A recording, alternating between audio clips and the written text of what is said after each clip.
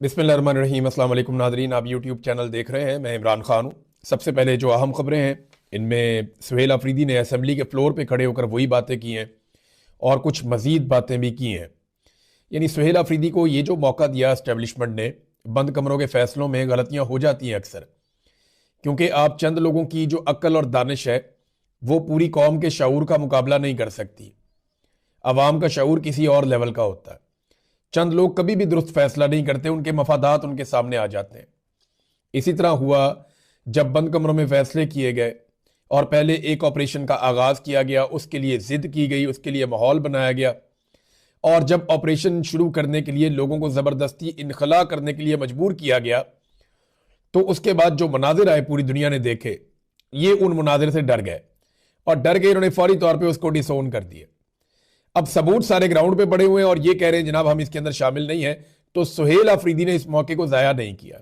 एक political worker को इतनी बड़ी ज्यादती के बाद, अगर एस्टेब्लिशमेंट इतनी बड़ी ज्यादती कर रही है और पॉलिटिकल वर्कर को उसके सबूत मिल जाए, वो अगर आपको छोड़ दे उस वक्त, तो फिर उससे ज्यादा बेवकूफ कोई नहीं होगा। तो मुझे नहीं लगता कि सुहेल अफरीदी या उनके साथी ये मौका जाया करेंगे। सुहेल अफरीदी ने असेंबली को एक बार फिर बताया कि खैबर पख्तूनख्वा में दहशतगर्द लाए गए हैं, ये आए नहीं है। हमने मना किया, लंदन प्लान के तहत रजीम तब्दील किया गया। हमने इन्हें बताया था कि पख्तूनों का सर का सौदा किया जा रहा है। ये जो प्रेस रिलीज जारी की गई है वफाकी हुकूमत की जानिब से, ये एक सूबे के साथ तसादुम का परवाना है। अगर कल तक माफी ना मांगी गई और ये प्रेस रिलीज वापस ना ली गई, तो मैं अपनी अफरीदी कौम के पास एतवार को जाऊंगा और तमाम पश्तूनों का जरगा बुलाऊंगा। मुझे डराया और धमकाया गया, मगर मैं अपने मौक़िफ़ से एक कदम भी पीछे नहीं हटा। मुझे खराब करने के लिए तीरा में जबरदस्ती इनखला करवाया गया, मगर जब मैं वहां गया तो मुझे लोगों ने प्यार दिया। पाकिस्तान के इदारों को पाकिस्तान की कोई फिक्र नहीं है। वो इमरान खान और पाकिस्तान तहरीक इंसाफ को खत्म करने पर लगे हुए हैं, मगर दूसरी तरफ पाकिस्तान ही खत्म हो रहा है। ये वाकई पाकिस्तान की फौज पाकिस्तान के साथ ज्यादती कर रही है। फौजी की आदत मैं बोलता हूँ, फौजी बेचारे का तो कोई इतना वो सुनता ही नहीं है, बात नहीं सुनता उसकी, वो तो लड़ने के लिए रखा हुआ है। मैं फौजी की आदत की बात कर रहा हूँ, वो वाकई पाकिस्तान को तबाह करने पे तुले हुए हैं। 70 साल वो तजर्बे उन्होंने पाकिस्तान के साथ कर दिए कि कोई अपने दुश्मन के साथ भी ना करे। इन्होंने कहा जी, उन्होंने ये जो प्रेस रिलीज जारी की है ना, इस हवाले से सुहेल अफरीदी ने एक और बड़ी इंपॉर्टेंट बात की। एक तरफ सूबे के तमाम अवाम, सियासी और मजहबी जमातों और हर मकतबा फिक्र के लोगों ने कहा कि मिलिट्री ऑपरेशन किसी मसले का हल नहीं है। दूसरी जानिब से ये लोगों को जबरी इनखला पर मजबूर करते हैं। उस वक्त मजबूर करते हैं जब बर्फबारी हो रही है। मैं चीखता रहा, चिल्लाता रहा कि इस वक्त जहां आप फौजी ऑपरेशन करने जा रहे हैं, वहां पर जानवर भी जिंदा नहीं रह सकते। आपका इरादा दहशतगर्दी खात्मा करने का नहीं है, बल्कि सूबाई हुकूमत या मुझे नीचा दिखाने का आपका इरादा। आप ये ना करें, लोगों के साथ ज्यादती ना करें। सुहेल अफरीदी ये बता रहा है कि मैंने बहुत दफा कहा इन्हें और मैं इन्हें कहता रहा, लेकिन उन्हें पाकिस्तान की फिक्र ही कोई नहीं है। वो पीटीआई को खत्म करने के चक्कर में पाकिस्तान को ही खत्म करते चले जा रहे हैं। फिर उन्होंने कहा, इन्होंने जो ये प्रेस रिलीज जारी की है ना, इसके जरिए से इन्होंने ये जो जरगा बना हुआ था 24 रुकनी, जिसके अंदर वो एक कमेटी थी, जरगा था 24 रुकनी, वो 24 लोगों को जो है उनके डेथ वारंट इन्होंने इशू कर दिए। अब देखें ना, लोगों ने तो उन 24 लोगों की बात सुनी जो उस जरगे में शामिल थे, और उस जरगे में हमेशा कोर कमांडर पेशावर और आईजीएफसी शामिल होते थे, और उन्होंने यह फैसला करवाया। अब सुहेल अफरीदी कहते हैं कि इन्होंने प्रेस रिलीज जारी करके 24 रुकनी जरगा कमेटी के डेथ वारंट जारी कर दिए। लोग इन 24 लोगों को अपना दुश्मन समझेंगे। उन्होंने कहा था कि निकलो यहां से, वादिये तीरा से। इनसे बंद कमरों के फैसले में गलती हो गई, इनसे शदीद बर्फबारी में गलती हो गई। कोर कमांडर पेशावर और आईजीएफसी हर मीटिंग का हिस्सा रहे हैं, उन पर भी अदम एतमाद कर दिया गया। यानी ये तो वो खुद बेचारे कोर कमांडर भी कहता था, वो भी कहता था, आईजीएफसी भी। तो जब ये दोनों भी कहते थे तो फिर इनके ऊपर भी अदम एतमाद कर दिया ना।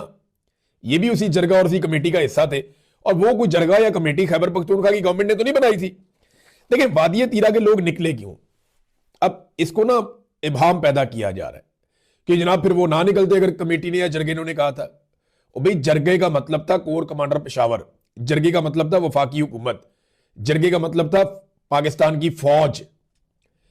क्योंकि हमेशा ये इसी तरह इनखला करवाते हैं, और जब इनखला नहीं होता तो उसका नतीजा क्या निकलता है? वादी तीरा में जेट तैयारों से एक मरतबा नहीं, कई मरतबा बमबारी की गई है। औरतों और बच्चों की लाशें सड़कों पे पड़ी रही हैं कई कई दिन वादी तीरा में, और ये पहले भी रिपोर्ट हो चुका है। ये कोई नई बात नहीं है। फजलुर रहमान साहब ने इस पे आवाज उठाई है, पीटीएम ने इस पे आवाज उठाई है, पीटीआई ने इस पे आवाज उठाई है, एएनपी ने इस पे आवाज उठाई है, खैबर पख्तूनख्वा की हर पॉलिटिकल पार्टी इस पे बात कर चुकी है कि वादी तीरा में लाशें औरतों की और बच्चों की सड़कों पे पड़ी हैं। एक एक हमले में एक एक खानदान के 20-20 लोग मारे जाते हैं। तो जब उन्हें यह कहा जाता है कि यहां से निकलो क्योंकि ऑपरेशन शुरू होने लगा है, तो फिर वो क्या करें बेचारे? वो वहां से जाएंगे ही ना। बार बार तो वहां पे ऑपरेशन किया गया, उनका इतना तजुर्बा है। अब ये देखें, वो लोग ऑपरेशन की कई दफा कीमत चुका चुके हैं, कई दफा उन्होंने कीमत चुकाई है ऑपरेशन की। अब वो हर दफा तो नहीं अपने बच्चे मरने के लिए छोड़ देंगे। वो बच्चों को, औरतों को, बुजुर्गों को लेकर वो निकले हैं, अपने जानवर समेट के, कीमती सामान समेट के। जिस तरह वो दरबदर हुए हैं इस गुर्बत और अजीबो गरीब गरीबुल वतनी में, पता नहीं किधर किधर फिर रहे बेचारे, सड़कों पे उनको खवार कर दिया सख्त बर्फबारी में। तो ये वो अपने शौक से तो नहीं निकले, उन्हें पता था कि या तो ये बर्फ है या बम है, या तो हम बम की शिद्दत से उसकी आग में जलेंगे या हम ये बर्फ के अंदर ठर के मरेंगे। तो उन्होंने ये वाला ऑप्शन लिया कि यहां हमारी जान बच भी सकती है, बम से तो हम बचेंगे भी नहीं।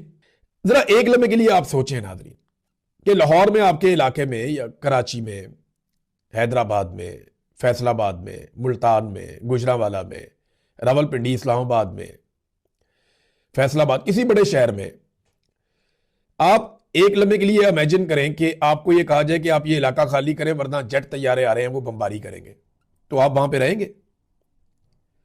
या यहां पे ऑपरेशन होने वाला है जनाब, मिलिट्री ऑपरेशन, जिस घर की लाइट जलेगी उस पर बम ही आएगा, तो आप वहां पे रहेंगे? सवाल ही पैदा नहीं होता। आप अपने बच्चों को लेकर निकल जाएंगे। यही हुआ वादी तीरा के लोगों के साथ। इससे पहले यहां पे खैबर वन ऑपरेशन किया गया 2014 में। खैबर वन ऑपरेशन में जेट तैयारों से बमबारी की गई। फिर 2015 में खैबर टू ऑपरेशन किया गया, फिर बमबारी की गई। फिर 2017 में फिर ऑपरेशन किया गया वहां पे, और उस वक्त जो फौज के तर्जुमान है उन्होंने ये कहा था बाकायदा प्रेस कॉन्फ्रेंस करते हुए कि वादी तीरा में हमने 100% क्लियर कर दिया है, एक भी दहशतगर्द आज वहां पे बाकी नहीं है। इन्होंने ये क्लेम किया था। फिर दहशतगर्द कहां से आ गए? ये वही बात ना, सुहेल अफरीदी कह रहा है, मुराद सईद कह रहा है कि हम इन्हें मना कर रहे थे कि खुदा का वास्ता ना लेकर आओ, हमारे सरों का सौदा ना करो, और ये फिर दहशतगर्द दोबारा लेकर आ गए। ये अब ये सूरत हाल। अभी ये सारी मफाद की लड़ाई है। अगर मफाद की लड़ाई ना होती तो दहशतगर्दी खत्म करने के बाद क्या जनरल बाजवा, जनरल नदीम अंजुम और जनरल फैज हमीद ये दहशतगर्दों को वापस लेकर आते? मफाद की लड़ाई है ना, जब दिल करता है ले आते हैं, फिर उनसे लड़ते हैं, फिर वापस भेज देते हैं, फिर दिल करता है फिर ले आते हैं, फिर उनसे लड़ते हैं, फिर वापस भेज देते हैं, फिर कभी उन्हें अच्छा कहते हैं, कभी उन्हें बुरा कहते हैं। अभी अमेरिका को या मगरब को जरूरत पड़ जाए मुजाहिदीन की, तो ये सारे फितनतुल खवारिज अल हिंदुस्तान, या ये सारे जो जिनको टीटीपी कहते हैं या दहशतगर्द कहते हैं, कुछ भी आप कहते रहे, ये सारे दोबारा मुजाहिदीन बन जाएंगे। ये जर्नैल इनके सरों पे दोबारा पगड़ियां रखेंगे, इनके गलों में हार डालेंगे जैसे माजी में डाले हैं। हमारे जर्नैलों ने दहशतगर्दों के गले में हार डाले हैं, एक दफा नहीं कई दफा डाले हैं, और फिर उनके साथ लड़ाइयां भी की हैं। तो अभी अगर उन्हें जरूरत पड़ जाए एक मरतबा फिर मगरिब को, तो ये फिर मुजाहिदीन हो जाएंगे। ये तो पाकिस्तान का गुड़ तालिबान बैठ तालिबान चलता रहता है, कोई नई बात तो नहीं है। ये तो हम हमेशा से कर रहे हैं और होता हुआ देख भी रहे हैं। अब नाज़रीन, फजलुर रहमान साहब हर ऐसे मौके पर जहां पे खड़ा होना होता है वहां गायब हो जाते हैं। इससे पहले खड़े होने का वक्त है, फजलुर रहमान साहब थाईलैंड निकल गए, बांग्लादेश निकल गए, थाईलैंड निकल गए। अब खड़े होने का वक्त है तो फजलुर रहमान साहब साउथ अफ्रीका निकल गए। सारी जिंदगी इस सियासतदान ने मजहब कार्ड इस्तेमाल किया, यहूदी कार्ड इस्तेमाल किया, इसराइल कार्ड इस्तेमाल किया, अमेरिका कार्ड इस्तेमाल किया, और पता नहीं कौन कौन सा मजहबी कार्ड इस शख्स ने सारी जिंदगी इस्तेमाल किया। आज खड़े होने का वक्त आया, साउथ अफ्रीका की फ्लाइट पकड़ी, हो गया। ये जनाब फजलुर रहमान साहब और उनकी टोटल सियासत पड़ी है। इमरान खान के दौर में इसकी भड़कें खत्म नहीं होती थी, बहुत चिल्लाकर ऊंची आवाज में चीख कर फजलुर रहमान साहब बोलते थे, और आज फजलुर रहमान साहब मेमने की तरह बोलते हैं, बहुत आहिस्ता आवाज में, धीमी आवाज में, और फिर फ्लाइट पकड़ के निकल जाते हैं। 27वीं तरमीम और दी, फिर निकल गए थे। अभी फिर कौम को जरूरत है, रहनुमाई की जरूरत है, रहनुमा निकल गया पीछे से, मैं नहीं, आप ही कर लो। अब ये बोर्ड ऑफ पीस का मामला है, इसमें तो फजलुर रहमान साहब को खड़े होना चाहिए था ना। सारी जिंदगी कौम को इन्होंने कश्मीर का और फलस्तीन का चूरन बेचा। मैं ये नहीं कह रहा कि ये कोई रोक लेंगे या कुछ कर लेंगे, लेकिन पैरों पे तो खड़े हो जाओ। सारी जिंदगी कौम को जिस चीज के लिए तैयार किया, जब वक्त आया तो खुद निकल गए चुप करके, नीवे नीवे होके। हाँ, मुझे ये पता है कि ये वापस आएंगे, 8 फरवरी पे एहतजाज करेंगे, उसके बाद इनको हल्की फुल्की ढोलकी बजाने की इजाजत दी जाएगी कि आप फलस्तीन के लिए एहतजाज कर लें, थोड़ा सा आप गजा के लिए कर लें, थोड़ा सा ये कर लें, थोड़ा वो कर लें। ये करेंगे ये, लेकिन ये एक लिमिट से आगे कभी नहीं जाएंगे, क्योंकि ये शुरू दिन से एस्टेब्लिशमेंट के साथ हमेशा सहूलतकार के तौर पे मौजूद रहे हैं। चंद बयानियां और शख्सियात ऐसी हैं जो बहुत बुरी तरह पिट गई हैं नादरीन इस दफा। इदारे भी बहुत बुरी तरह डिस्क्रेडिट हो गए, मीडिया बहुत बुरी तरह डिस्क्रेडिट हो गया पाकिस्तान में। अब ये जो बयानियां बहुत बुरी तरह ISPR के जो बयानियां पिटे हैं ना, वो तारीख में कभी ऐसा नहीं हुआ। यानी जिनके ऊपर बड़े बड़े लतीफे और मीम्स बन गए, मैं आपको बताता हूं। नंबर 1, तीरा के लोग आज खुद नकल मकानी कर रहे हैं। क्यों जी? वो पिकनिक बनाने आ गए बाहर। कौन आता है अपना घर छोड़ के? यानी उन्हें ख्वाब आया और वो आज खुद नकल मकानी निकल गए बाहर। ये क्या हुआ? तो पहला तो इनका मजायका खेज बयानिया जो पिट गया बहुत बुरी तरह के, तीरा के लोग आज खुद नकल मकानी कर रहे हैं। दूसरा बयानिया जो कर रही है बोर्ड ऑफ पीस के मामले पे, हुकूमत कर रही है, हम कुछ नहीं कर रहे। हुकूमत वॉशरूम नहीं जा सकती अपनी मर्जी से, हुकूमत इमरान खान से मुलाकात नहीं करवा सकती अपनी मर्जी से, वो इतने बड़े बड़े फैसले कर रही है, सवाल ही पैदा नहीं होता। नंबर 3, हम गजा फौज नहीं भेज रहे। ये बयानिया भी पिट गया, पाकिस्तान में कोई मानने को तैयार नहीं। इनको ट्रंप ने ऑर्डर देना है, इन्होंने फौज सबसे पहले भेजनी है। नंबर 4, गजा और फलस्तीन हमारी रेड लाइन है। नंबर 5, हमास को गैर मुसल्ला करना हमारी रेड लाइन है। ताड़ी रेड लाइन तो रोजाना ठुड्डे मार रहे हैं डोनाल्ड ट्रंप। DG ISPR कहते हैं कि हमास को गैर मुसल्ला करना हमारी रेड लाइन है।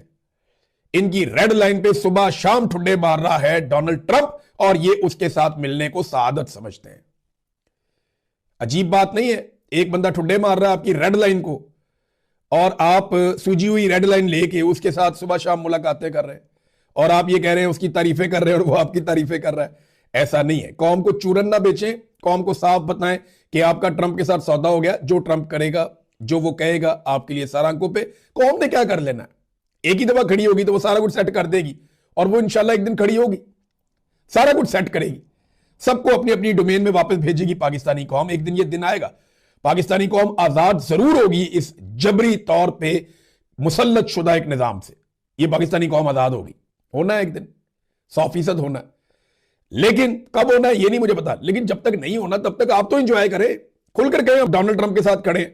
उधर जाके उसके साथ खड़े हो जाते हैं, यहां आके कहते हैं जनाब हमारी ये हेडलाइन है। डोनाल्ड ट्रंप उसी शाम को प्रेस कॉन्फ्रेंस करता है, रेड लाइन पे दे ठुड्डे पे ठुड्डा। तो ये जनाब एक बहुत बड़ा मजाक ये भी है। फौज का सियासत में कोई किरदार नहीं है, ये तो कमाल किस्म का मजाक है ना, इसमें तो पाकिस्तान में कोई बिलीव ही नहीं करता। और फील्ड मार्शल के फैसलों से अवाम बहुत खुश है। ये भी एक चूरन बेचते हैं बार बार। वो टीवी चैनल के ऊपर पकड़ के ना वो वॉक्स पॉप्स चलाना शुरू कर दिए, मैंने आपको थोड़े दिन पहले बताया था। वो एक ही जगह पे बंदा खड़ा है, कह रहे हैं जी ये मरी में खड़ा है, उसी जगह पे खड़ा कह रहे हैं जी ये पिंडी में खड़ा है। वो पीछे एक ही लाइट चल रही है और एक ही तरह की बिल्डिंग है और एक ही तरह की सड़क है। वही मुकाम कभी पिंडी बन जाता है, कभी कोई और इलाका बन जाता है, कभी मरी बन जाता है। समझ से बाहर है इनको, इन्हें चूरन भी नहीं बेचना आता। अब नाज़रीन आ जाए ईमान मज़ारी साहिबा वाले मामले पे। अब इस पे ना जो वकला की तंजीमें हैं ना, वो अब जान छुड़ाने की कोशिश कर रही हैं इस्लामाबाद में। एक्चुअली तो ये सारा मामला मशकूक है, और मुझे ऐसा लगता है कि ईमान मज़ारी को और उनके शौहर को प्लेट के अंदर रख के हवाले किया गया पुलिस के, और इस बात का बंदोबस्त किया गया है कि बस ये खामोशी के साथ बड़े आराम से इनकी गिरफ्तारी हो जाए। मुझे ऐसा दिखाई दे रहा है। यानी ईमान मज़ारी और हादी अली चट्टा के केस में इस्लामाबाद बार पर शदीद तनकीद हो रही है इस वक्त। मैं ही नहीं कर रहा, बाकी लोग भी कर रहे हैं। वो कह रहे जी पुलिस का दाखिला बंद कर दिया हमने अदालतों के अंदर। ये जो यंग वकला है ना, नौजवान वकला, इनके अंदर गुस्सा है और ये कह रहे हैं कि ज्यादती हुई है। अब ये जो वकील सियासतदान है ना यहाँ के, ये बड़े सियाणे हैं। ये नहीं पुलिस को निकाल दो, ये कर दो, हम ये नहीं कर देते कि हम 3 दिन काम नहीं करेंगे। ये नौजवानों का गुस्सा कम करेंगे, ईमान मज़ारी और हादी अली चट्टा अंदर ही रह जाएंगे, और ये नौजवानों का गुस्सा कम करके बिजनेस एज यूजुअल पे ले आएंगे अदालतों को और सारे निजाम को। इन्होंने कोशिश ही नहीं की। कोई एक वकील जख्मी हुआ, यानी जब आपने बार ने जिम्मेदारी ली थी कि उनको अदालत तक लेकर जाना है, तो फिर बार की यह जिम्मेदारी थी कम से कम भी को 50-60 वकील उनके साथ लेकर जाते। पुलिस को भी पता चलता, एक वकील ने मुजामत नहीं की, वहां पे पकड़ के वो आराम से लेकर चलेगी पुलिस। अपने मामलात में ये बहुत मुजामत करते हैं, आज कह रहे हैं हम अदालतों में दाखिल नहीं होने देंगे पुलिस को। जो जस्टिस मोहसिन अख्तर कियानी साहब है, अल्लाह रब्बुल इज्जत इनको जज़ाए खैर अता फरमाए, कमाल आदमी। मैंने इनकी अदालत के अंदर महसूस किया कि साइलीन को वाकई रिलीफ मिलता है। मैं ज्यादा, क्योंकि वो कंट्रोवर्सी बन जाती है, लेकिन मैं बड़े जजों की अदालत में गया हूं, लेकिन ये जबरदस्त जज है, मैं ये कहना चाहता हूं। मोहसिन अख्तर कियानी साहब के रिमार्क्स आप सुने तो आपको सारी कहानी समझ आ जाएगी। वो ये कहते हैं कि इस्लामाबाद हाई कोर्ट बार बहुत अच्छी है, ये हड़ताल भी खुद करवाती है, मुकदमा भी खुद बनवाती है, गिरफ्तार भी खुद करवाती है, और आपके साथ खड़ी भी होती है, और जेल तक भी छोड़ कर आती है। अंदाजा करें ये इन्होंने किया। कोई मुजामत में नजर ही नहीं आई, किसी ने की नहीं मुजामत इस सारे मामले में, सारे चुप करके बैठे हुए थे।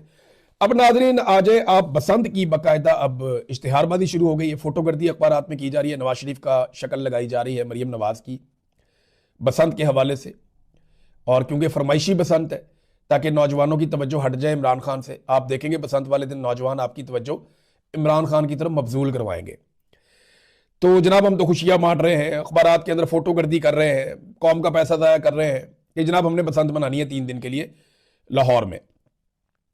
लोग इमरान खान के तस्वीर वाली, उसके नाम वाली, उसके कैदी नंबर वाली, लोग पाकिस्तान तहरीक इंसाफ के झंडे वाली पतंगे उड़ाएंगे।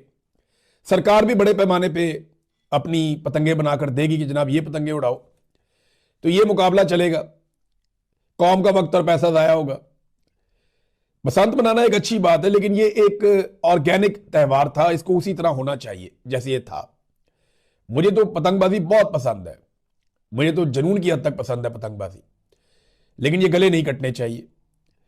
अब पाकिस्तान तहरीक इंसाफ को नीचा दिखाने के लिए 8 फरवरी पे ये पतंगबाजी का रखा गया। पूरा पाकिस्तान तो पाकिस्तान तहरीक इंसाफ बंद करने की कोशिश करेगी, लेकिन लाहौर में उनके बाद एक मौका है कि हर तरफ पाकिस्तान तहरीक इंसाफ के झंडे उड़ा दें, इमरान खान साहब की तस्वीरें उड़ा दें। तो ये इस मौके से लाहौर के शहरी फायदा उठाते हैं, नहीं ये हम देखेंगे उस दिन। लेकिन मुझे ये पता चला कि अंदर खाते बड़े पैमाने पर ये पतंगे बना रहे हैं, और हुकूमत ने क्रैकडाउन का फैसला भी किया हुआ है। पंजाब हुकूमत ने बसंत के मौके पर जो बेहुदा किस्म के, घटिया किस्म के गाने हैं, उनकी एक लिस्ट जारी की, लगभग 130 के करीब गाने।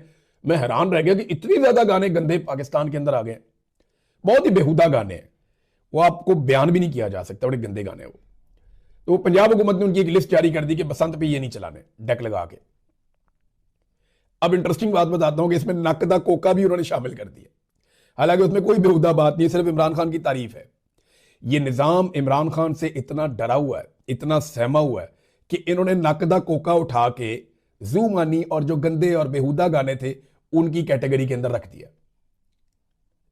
इस तरह तो नवाज शरीफ का वो हमारे सबके दिलों की धड़कन नवाज शरीफ, ये उठा के रख दो, और शेर वाला भी उठा के रख दो, मरियम नवाज पे को बने हुए गाड़े गुने वो भी उठा के रख दो। अगर पॉलिटिकल अपोनेंट्स को ही ऐसे दबाना है तो फिर आप ये करके रख देते, कर लेते ना, ये भी नहीं। ये इनका खौफ जाहिर करता है, इनका खौफ ये बता रहा है। देखिए आप, ये एक नौजवान को दोबारा अगवा किया गया, ये अनीस सत्ती, आपको याद होंगे अनीस सत्ती, जिनके वालिद की आंखें आज भी मुझे, वो मैं जब कभी अनीस सत्ती का नाम आता तो उनके वालिद की आंखें मेरे सामने आ जाती, मुझे बहुत तकलीफ होती है। इतना दर्द था उन आंखों में, इतनी तकलीफ थी कि जवान बेटे को शहीद कर दिया गया था डी चौक में 26 नवंबर 2024 को। यानी लगभग 1.5 साल हो गया, 1.25 साल, मुझे वो आंखें ही नहीं भूलती उनके वालिद की, सुर्ख आंखें, बहुत तकलीफ थी उनमें, बहुत गम था उनमें। अनीस सत्ती के भाई हैं आसिम सत्ती, उन्हें 23 जनवरी को अगवा किया जाता है, बदतरीन तशद्दुद का निशाना बनाया जाता है, और बाद में टेक्सला के करीब अगवाकार उन्हें फेंक कर भाग जाते हैं, सिर्फ इसलिए कि मुकदमा न लड़ो, सिर्फ इसलिए कि आवाज मत उठाओ, सिर्फ इसलिए कि बैनुल अक़वामी फोरम्स पर आवाज मत उठाओ। आप किस किस को चुप कराएंगे, किस किस को कुचलेंगे, आप किस किस के साथ आप जुल्म करेंगे। ये हर जुल्म का हिसाब आपको यहां भी देना पड़ेगा, और हर जुल्म का हिसाब आपको जाकर आखिरत के मैदान में अल्लाह रब्बुल इज्जत के सामने भी देना पड़ेगा। ये सारे मजलूम आपको गिरबान से पकड़ेंगे किस किस से अपना गिरेबान छुड़ाओगे? इनके साथ बहुत बुरी होने वाली है। आईएसआई के ऑफिसर्स, एमआई के ऑफिसर्स मार मार के पाकिस्तानियों को थक गए, मार मार के थक गए। वो और तगड़े होते जा रहे हैं, और तगड़े होते जा रहे हैं। एक पॉलिटिकल पार्टी जिसे लोग मम्मी डैडी पॉलिटिकल पार्टी कहते थे, आज वो रेजिलियंस की अलामत बन गई है पाकिस्तान में। और तहरीके लब्बैक जैसी हार्डकोर जमात जो है वो एक दिन के एक पैर में खत्म हो गई। कोई नाम लेना नहीं। तो पता चला जनाब कि कल उनका एक भाई पकड़ा गया, गिरफ्तार हुआ, कोई कुसका ही नहीं, किसी की आवाज ही नहीं आई। इतनी हार्डकोर पॉलिटिकल पार्टी, मजहबी जनूनियत की तरह उनका था, वो खत्म हो गई दिन के एक पैर में। जबकि पाकिस्तान तहरीके इंसाफ पिछले 4 साल में खत्म नहीं हो रही। एक मम्मी डैडी पॉलिटिकल पार्टी को लोहे की पार्टी में कन्वर्ट कर दिया, आयरन बना दिया उसे पकड़ के इन्होंने। और ये पाकिस्तान तहरीके इंसाफ बन गई। अब आप जितना पाकिस्तानियों को मारेंगे, जितना मारेंगे, ये उतने मजबूत होते जाएंगे। ये ट्रेंड हो रहे हैं अपनी उस लड़ाई के लिए जो इन्होंने आपके साथ लड़नी है, और जल्द लड़ेंगे इंशाल्लाह। अब तक के लिए इतनी, अपना ख्याल रखिएगा, अपने चैनल का भी। अल्लाह हाफ़िज़।